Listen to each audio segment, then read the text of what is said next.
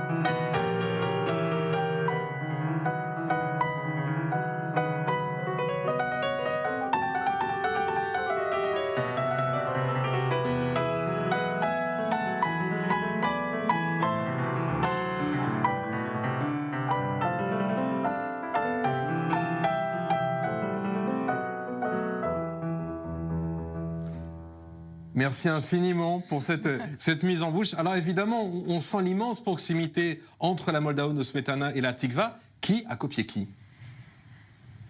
Comme une pianiste classique, moi j'étais toujours certain que nous avons volé la mélodie de la tikva du poème symphonique de Smetana qui s'appelle La Moldave.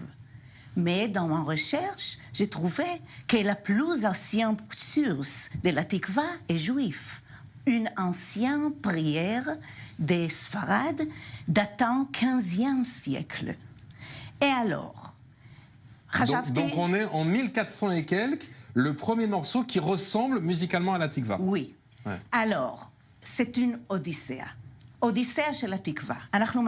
commençons en Espagne avant l'expulsion des Juifs. C'est une vieille prière espagnole, Sfarad, et elle se joue de cette manière.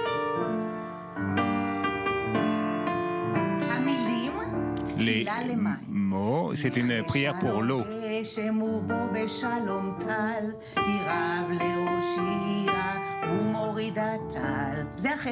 C'est la première partie, la première moitié de la tikva. Et ça a été écrit avant l'expulsion des Juifs d'Espagne.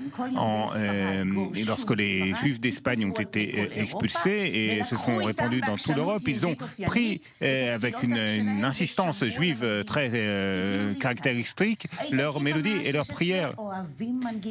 Et les Juifs de cette époque aimaient de belles mélodies. Et ils en ont fait une chanson d'amour qui est devenue un succès terrible dans les 16e et 17e siècles en Italie. Fuggi, fuggi, fuggi, amore mio, fuggi, mio amore. Fuggi, fuggi, fuggi, de lenti, amanti, amore. C'était comme ça au XVIe siècle. Et au XVIIIe siècle, il y a eu un petit enfant qui a décidé d'apprendre l'opéra, Wolfgang Amadeus Mozart. Il a écouté cette mélodie et il s'est dit, c'est une bonne mélodie. Pourquoi est-elle si triste? Parce qu'elle est en mineur. Que se passerait-il si nous en ferons une mélodie en majeur?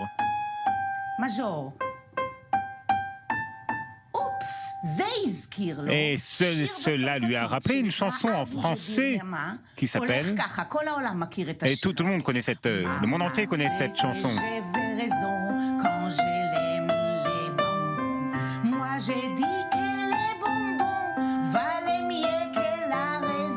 Il y a un lien entre À vous dirai-je maman et la tikva. Oui, alors il faut être un Mozart pour penser que notre tikva est la variation mineure de Ah, je vous dirai maman. Alors, Mozart était absolument enthousiaste de son תקווה. מוצרט מאוד התלהב. Il était très enthousiasmé par sa découverte, Mozart, et il a écrit des variations.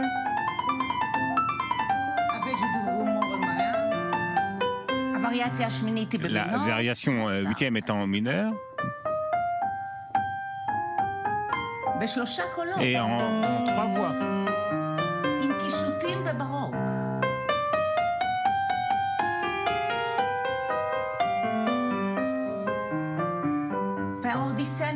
Et l'Odyssée se poursuit. Et ensuite, c'est revenu à Vienne, à Prague, en Tchécoslovaquie. Et il y avait un compositeur au 19e siècle dont le rêve était d'écrire l'hymne national de la Tchéquie. Mais comment pouvait-il le faire alors qu'on ne pouvait pas parler? C'était interdit de parler en langage tchèque. Et il a eu une idée géniale d'écrire un hymne sans paroles. Et il a pris un symbole historique tout à fait puissant, la Moldavie, et le fleuve qui traverse la ville de Prague. Et quel est le rapport entre le développement d'un fleuve et le développement d'une nation? Une petite vague dans le fleuve et l'eau, le fleuve, l'eau. Et sur l'eau, dans les cieux, il y a une mélodie qui se joue. Et nous avons maintenant... Et alors, cette mélodie n'était pas la sienne, il ne savait pas d'où elle venait. Mais elle venait des Juifs, elle venait...